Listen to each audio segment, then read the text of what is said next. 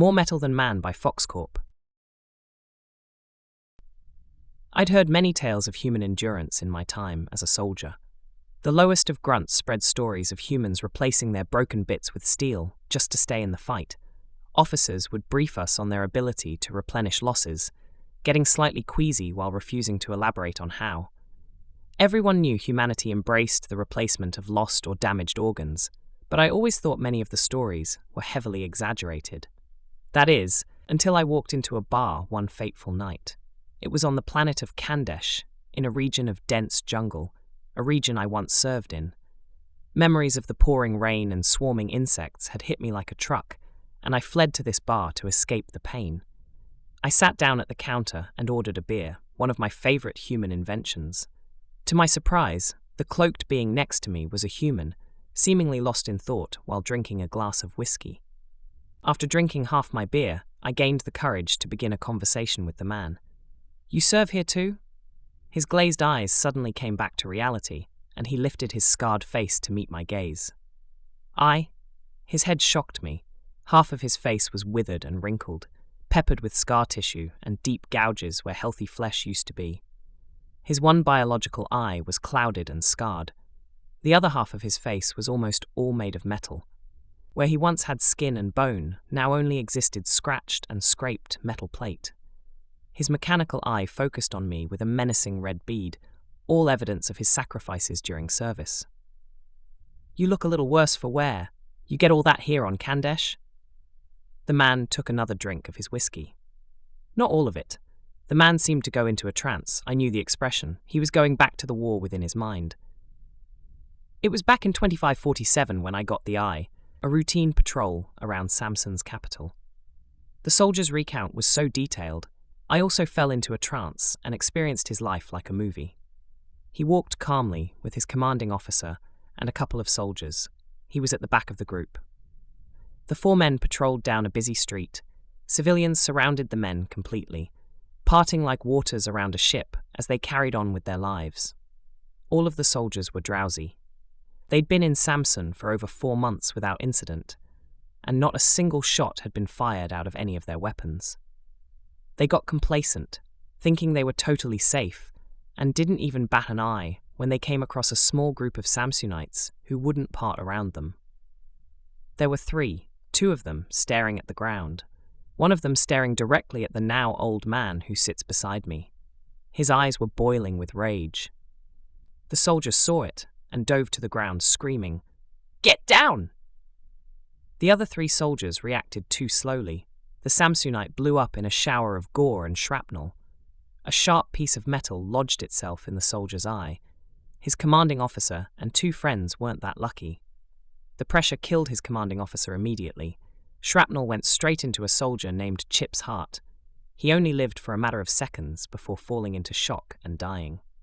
The 3rd soldier, Ryan, got hit by a mountain of shrapnel, yet he still lived for another couple of minutes. He died in the old man's arms only seconds before the paramedics arrived. In the aftermath of the event, 3 human soldiers were killed. 3 Samsonite terrorists blew themselves up. 15 civilians died of their injuries. 25 more were injured, and the old man got his bionic eye. "Samson," I muttered. "It's been a while since I've been reminded of that shithole. I served as a sniper there, 25-47, 25-50. Worst 3 years of my life, other than Kandesh, of course." The human seemed to fixate his gaze on me, tuning in with 100% attention. "You are fed?" There was no point lying to the man. When the war was over, I went home to a new era. I was so certain that we'd pull it off eventually, but you buggers just never seemed to die. I chuckled at my remark and downed the last of my beer. For my last year on Samson, I was tasked with hunting down one man, the man who would come to be the only one I never could kill. The man perked up a little. "Tell me." I asked the bartender for another drink, and while I waited, I continued the story. It was a human. I remember command making that fact excruciatingly clear. They'd tell me, "Make sure you aim true. They have a tendency to keep coming back." I thought they were just fucking with me. They weren't. I came across this soldier in the urban hell that was Kudar. He was alone, bloodied from previous fighting. Command told me he was one of the most lethal Republic assets on the planet. He didn't look so lethal through my scope. The bartender came back with my drink. Thanks.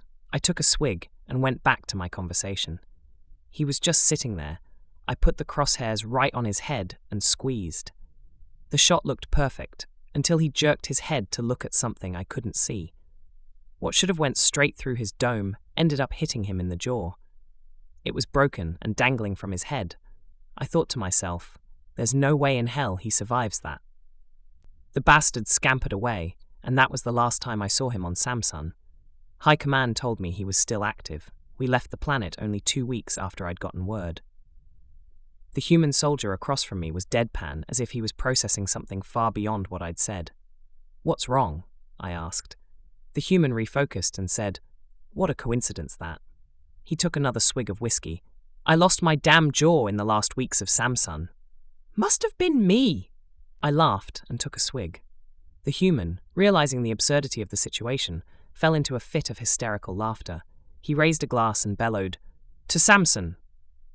"To Samson," I replied, and took another drink of my beer. I then turned the focus of the conversation back to the jungle we found ourselves in now. "What about Kandesh? How'd you fare here?" The human, now thoroughly drunk, responded, "Oh, it was shit. Lost me arm. Lost me leg. Even lost my socks one time. I lost my arm and leg on the same day. Now that's a story and a half." He stopped to drink some more. He went into another trance, dragging me along with him. He was walking through a dense bog, with water up to his waist and bugs swarming around his face. He turned for a split second to talk to his buddy Ramirez, something along the lines of, "The Packers are going all the way this year. I'm telling you, our bad luck is over." Ramirez was a fan of a rival team, the Detroit Lions, and wasn't quite so sure about the Packers' upcoming victory. "Your boys haven't made the playoffs in 5 years. What makes you think this one will be any different?" The then young man wasn't just going to take that, so he shot back. "At least the Packers have won a Super Bowl. Just you wait, it's going to happen this year." This was apparently a sore subject for Ramirez. The Lions had made it to the Super Bowl last year, but got beat in a very close game. Neither of the men spoke for at least a minute before the young man was rocked by a powerful explosion. Just seconds after stepping on a landmine, the man collapsed onto a nearby tree for support. That's when he caught a glimpse of the reflection of a sniper scope in a tree line not far from his position. The soldier raised his gun and took aim at the sniper, pulling the trigger on the sniper right as the sniper shot at him. Wait a minute, a sniper shot at him? At the same time as he shot? "Hold up," I said. "Did you hit the sniper?" Taken aback, the man replied, "Yeah, but it just grazed the side of his head. I must have jerked the trig." I faded out of the conversation completely as I instinctively reached to the scarred tissue on my scalp, the area of my head where I'd just barely avoided death by the human I was trying to hunt down once again. I locked eyes with the soldier in front of me, the jaw, the arm, the leg. I'd shot a soldier in the jaw on Samson. I shot that same soldier in the arm on Kandesh, after he'd stepped on a landmine. That same soldier managed to graze the side of my head. My God, it's him! He abruptly stopped talking once he noticed the scar. "Where the hell did you get that?" "Kandesh, after I'd shot a man's arm off. After that man stepped on a landmine." I saw his bionic eye focus. His grip was tightening onto something at his hip. I realized my hand was also instinctively planted on my holstered gun by my side. I stopped to think rationally for a second. All of this is long in the past. I took my hand off my gun and instead placed it on my beer. "You're the ghost." He seemed to calm himself as well. "You're the sharpshooter." "What are the chances?" I took a long drink of beer, that on this night the two of us would end up here once again. He took another drink of whiskey. "Heh!" He turned to me and said, "Must be the universe's way of telling you you're a shit shot." All the tension in the room suddenly vanished as we both broke out into hysterics once again. "Go look at a mirror." The two of us laughed heartily for the rest of the night, exchanging stories about our experiences in all of the different conflicts we found ourselves in. Tomorrow, I'll be going to visit the old soldier for a Packer game back on Earth.